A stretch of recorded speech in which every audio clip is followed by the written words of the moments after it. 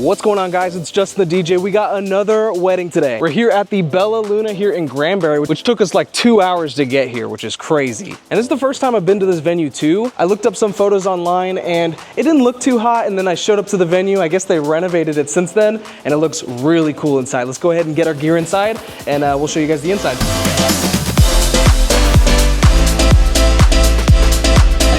And this is where we're gonna be setting up today, right here on the stage. They do have the sweetheart table right in front of us, but I don't think it's gonna be that big of a deal. So we'll end up putting our booth right over here in this area, and this is what our view is gonna look like for today. We got all of our gear over here off to the side. We're gonna get things all set up and ready to go, and then we'll get the wedding started. Let's do it.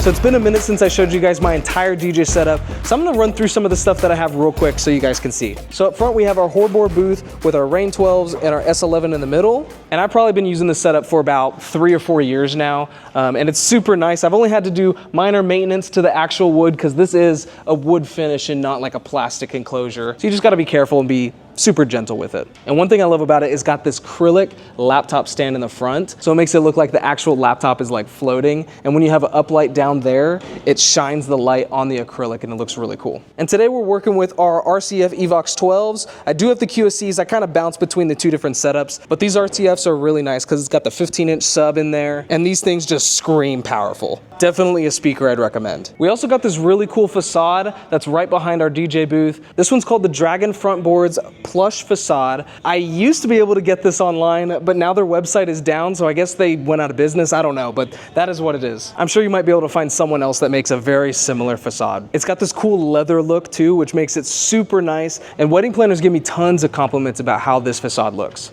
Now behind the booth, we do have our custom audio rack that we built a couple of months ago. We got our QSC touch mix right at the top. And if you don't have a touch mix, you're missing out because there's so many really cool features built into this thing. So we got a touch mix here. We got some of our microphones up here at the top. And then we have our sound control over here. I'll show you that in a minute. And we got a couple of drawers that we keep some of our stuff. We got some of our microphones. And then these two are just kind of like random things that I use all the time.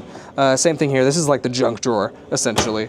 So we did have to end up lowering this top speaker right here. Since we are elevated over here on a stage, the sound was going way over people's heads and they really couldn't hear any announcements. So we just cut the pole in half essentially, put the tops up, and sounds good. Now, when we did lower these top speakers, we started to notice that there was a really kind of weird acoustic issue going on with this little coved area. It really starts to bounce the sound around ever since we lowered these tops. We already noticed kind of a lot of feedback issues.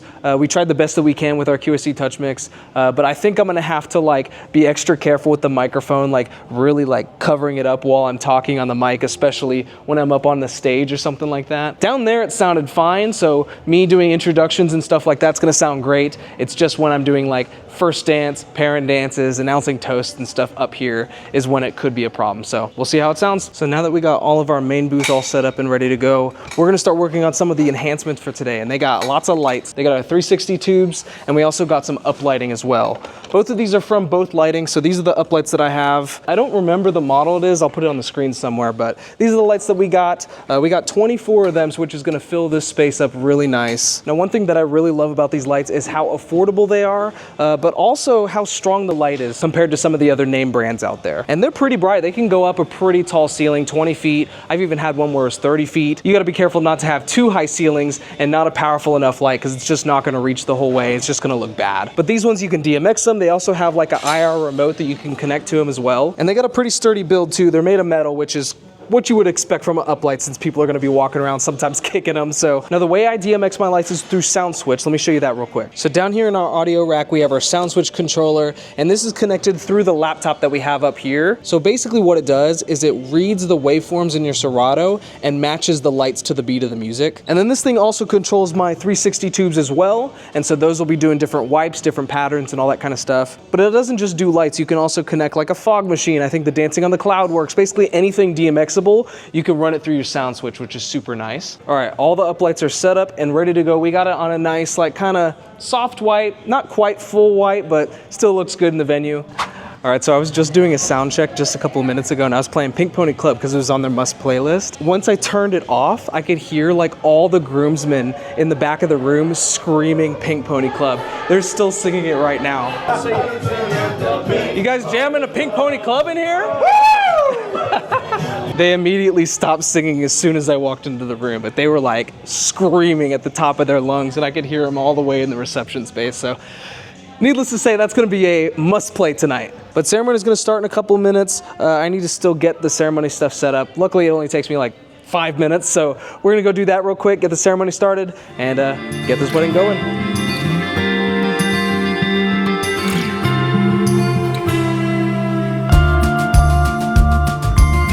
Jace and Sydney, you are no longer two independent persons, but you are now one. Ladies and gentlemen, I am pleased to present to you Mr. and Mrs. Jace Vinhouse.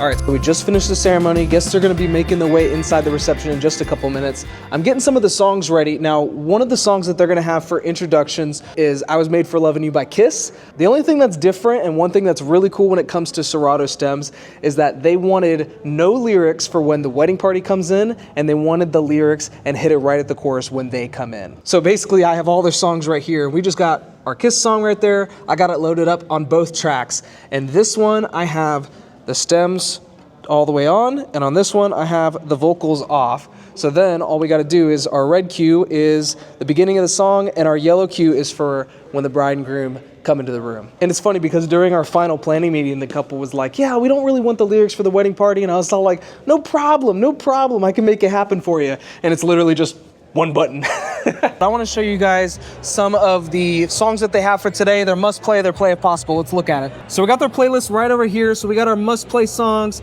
a couple of pretty basic ones. We got Dancing Queen, Unwritten, Pink Pony Club, a couple of slow dance songs too, Amarillo by Morning, Cross My Heart. Really just a big mixture of a bunch of different songs. And then for their play if possible, it's kind of all over the place. Lots of hip hop, lots of 2000s and 2010s pop and stuff like that. A couple country songs here and there. But for the most part, they just said, play some of our songs, but really just read the room and play whatever you want to keep them dancing. So that's what we're gonna do. And we got tons of guests for today. I think the number is officially like 230 or something like that. I think it'll be a good party. But yeah, we're about to do their introductions, their first dance, and get it going. So guests are making the way inside right now.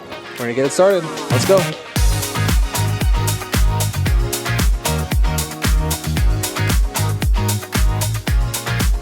Welcome to Jace and Sydney's wedding reception. Before we bring them out here, let's make some noise for our wedding party.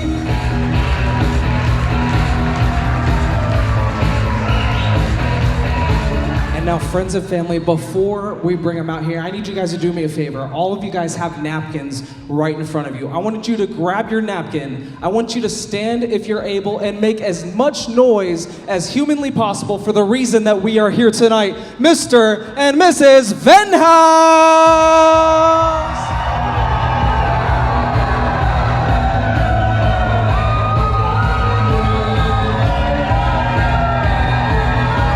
All right, guys, so we just finished our introductions. They're holding off on their first dance till later, and they're actually doing something called a grand march, which I've done so many weddings and I've never done a grand march. So basically, think of it like a big group square dance where they go around and do different movements and stuff.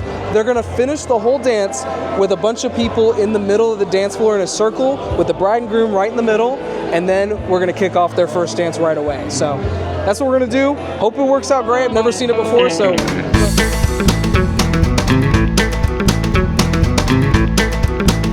So they're doing the Grand March right now, but I think they have too many people in this venue because they're not even going in circles. People are still coming inside the front door.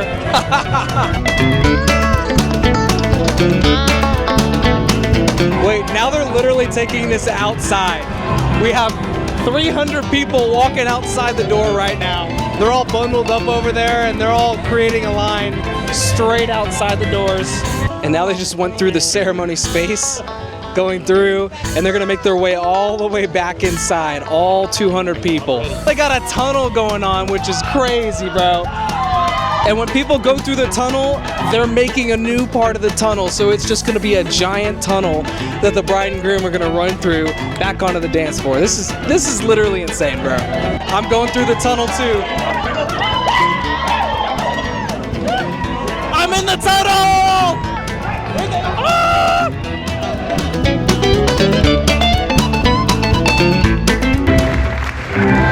One more time, let's make some noise for Jason Sydney! Well, friends and family, it is now time for Jason and Sydney to share their first dance as husband and wife.